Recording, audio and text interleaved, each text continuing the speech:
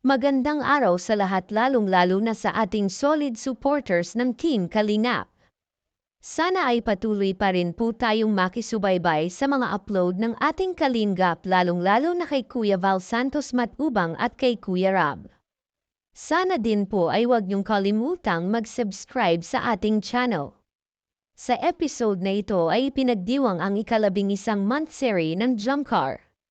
Isang napaka-romantic na pangyayari sa araw na ito. Muling nagtagpo ang oras ng dalawa nating bida, si Carla at Jomar. Nagkita ang dalawa sa tabi ng dagat at medyo malilim na ang kaulapan. Ikinwento ni Jomar noong nakaraang September 18 ay araw ng kanilang month series bilang magkatambal. Noong araw na iyon ay naghintay pala si Jomar ni Carla doon sa tabing dagat. Ngunit hindi ito napuntahan ni Carla. Humingi ng pasensya si Carla kay Jomar. Ang buong akala talaga ni Jomar noon ay makakarating itong si Carla. Dahil na ay nag-aaral si Carla kaya hindi nila expect kung may mga pagbabago ba sa oras ng kanilang inilang oras. Ngunit naiintindihan naman ito ni Jomar. Ipinapasalamat na lamang niya dahil sa araw na ito ay nagkakasama sila. Sobrang miss na ni Jomar si Carla. Kaya sa araw na ito, dahil miss na niya si Carla, ay may sorpresa itong si Jomar sa dalaga. At dahil may sorpresa siya ay kailangan niyang mapiringan ang mata ni Carla.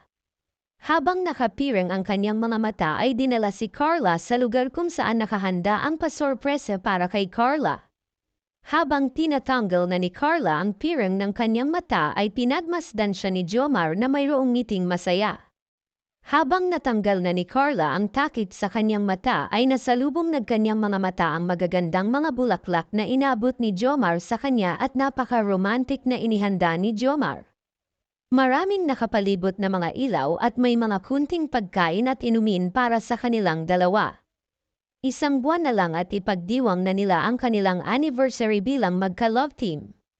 Sobrang pinaghandaan talaga ni Jomar ang kanyang munting sorpresa para kay Carla dahil siya pala talaga mismo ang nag-ayos nito. Biniro ni Jomar si Carla na susubuan niya ito ng ubas. Ngunit nahiya pa ang dalaga at natatawa. Napansin ni Jomar ang pinagbago sa ngiti ng dalaga. Lalong gumanda na ito. Sinubuan ni Jomar si Carla ng cookies at ganun din ang dalaga. Habang nag-uusap ang dalawa ay nagpatugtog si Jomar ng sweet music para mas lalong romantic ang pag-uusap nilang dalawa. Habang umiinom ang dalawa ng wine ay sinabi ni Jomar kay Carla na ang akala niya ay wala ng pakialam at wala ng oras si Carla sa kanya. Sinagot siya agad ni Carla na hindi naman iyon totoo, sobrang busy lang talaga siya sa pag-aaral. Sinabi pa ni Carla na hindi mangyayari na kakalimutan at babaliwala niya si Jomar sa buhay niya.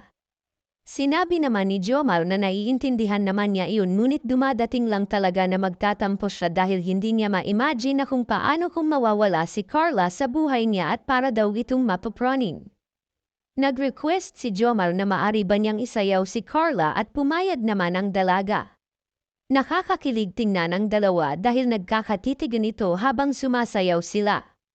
Napansin ni Jomar na parang napaiyak itong si Carla habang sumasayaw sila. Ikinumusta ni Jomar ang pag-aaral ni Carla at ang kanyang pamilya. Dahil simula nang nag-aral na si Carla ng kolehiyo ay bihira na lamang itong si Jomar makapasyal sa pamilya ni Carla. Habang nakasandaw sa balikat si Carla kay Jomar ay sinabi niya sa binata na malaking pasasalamat niya kay Jomar dahil sa sorpresa niya ay nabawas-bawasan ang stress niya lalo na sa kanyang pag-aaral. Sinabi ni Jomar na nandyan lang siya palagi lalo na kapag may problema si Carla, maganda man o hindi ay pwede niya itong i-share. Kaya nga may Jumcar upang makatulong din siya.